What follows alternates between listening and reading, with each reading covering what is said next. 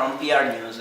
Recently, we have heard about cyberbullying among young people, which are acts of bullies made using media like mobile phones, chats, emails.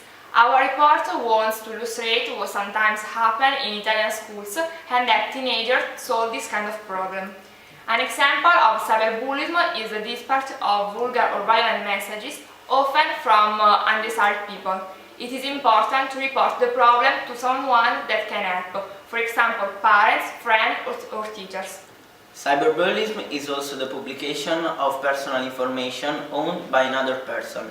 When inserted data on the internet, such as videos and photos, we should be careful because once online, all this information is hardly controllable. Everybody can come to know that information, size and use them. An example of cyberbullying is what happened in Nereto to Arianna, a 16-year-old girl who trusts maybe too much her new boyfriend Alessandro. Now let's send it over to Miriam, who will examine deeply the fact. Arianna is like any other teenager. She goes to school, she doesn't like doing her homework, she spends her weekends at the cinema with her close friends, and last but not least, she has a crush on somebody, Alessandro. As every adolescent, she makes mistakes that later on will turn into lessons. This time, she will learn an important one. One day, she shows Alessandro her new tattoo on her back, and when she's not looking, he takes a picture of it without asking for her permission. Later on that day, Alessandro meets his friends. They were talking and laughing. He comes closer to them and he sees that they are sharing pictures and videos in their WhatsApp group, so he decides to send them the picture of Arianna. Bad idea. The picture is soon seen and shared by everyone, including Arianna. She feels trapped, tricked, and after overthinking about how to solve the problem, she decides to ask for help. Who else better than Mrs. Del Prete, the school mediator? Mrs. Del Prete suggests Arianna to talk to her parents in order to find a way out to the mess she was in. After discussing with her mom and dad, they decide to go to the principal office. Alessandro, his friends, and their parents are all at the office. The mediator makes them sign a paper where they agree on deleting the picture and where they read the consequences of the act they made, an illicit one. But this time they are blessed, because they won't go to jail. Alessandro, Enrico, and Luca not only they've lost a close friend, but the event also ruined their reputation among their companions and schoolmates. There are a lot of stories like this one of Arianna. Stories of some girls who have lived and are still living in fear. Lots of them have got over this kind of violence with the help of a mediator, but some are still looking for help. We met two girls, Sofia and Lorenza. They were both victims of cyberbullying at school. They are telling their stories to make us understand how important it is not to stay in silence, to ask for the help of a qualified person.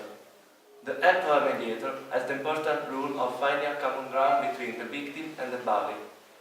He has to be impartial, he doesn't have to judge. Hi, I'm Lorenza. I'm 17 and I was victim of cyberbullying. I studied a lot. I had the last mark of the class, and for this reason lots of my classmates left me alone, made fun of me, took me some photos, and they posted on the internet with insults like nerd, loser. I wanted to move in another country, until I went to the school psychology. We saw some mediator. He talked with me, with my classmates, and convinced them to delete the photos. Now I'm fine. I believe in myself, and I have to thank my mediator. Hi, I'm Sofia, I'm 17, and the story I'm going to tell you is the story of many other teenagers.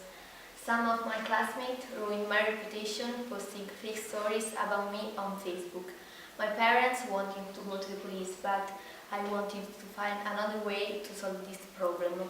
I want to talk with those people, get my rage out, and make them understand how wrong they are. I'm thinking of asking for the help of a mediator, because the way they will face me and admit everything they said was fake. This video cannot change how people think about bullies, but I hope I will find someone, a mediator, who can help me to get over this kind of violence. Thank you girls for sharing with us your stories. We can say that we have enough proofs that a mediator can solve the problem of bullyism. Now let's send it over to Simona and Ezio. Thank you Gianluca and good morning from Simona Silvestri, PR News. And Ezio Meco. Today we're talking to two ex-room mediators, Mrs. De Berardinis. Good morning. And Mrs. Del Prete. Good morning. Mrs. De Berardinis has written a special guide which can help us in solving conflicts. So, what is this guide about? My training guide for mediator is a complete guide on how to behave in solving conflicts. There are professional mediators, but everyone, following some simple rules, can become a successful one.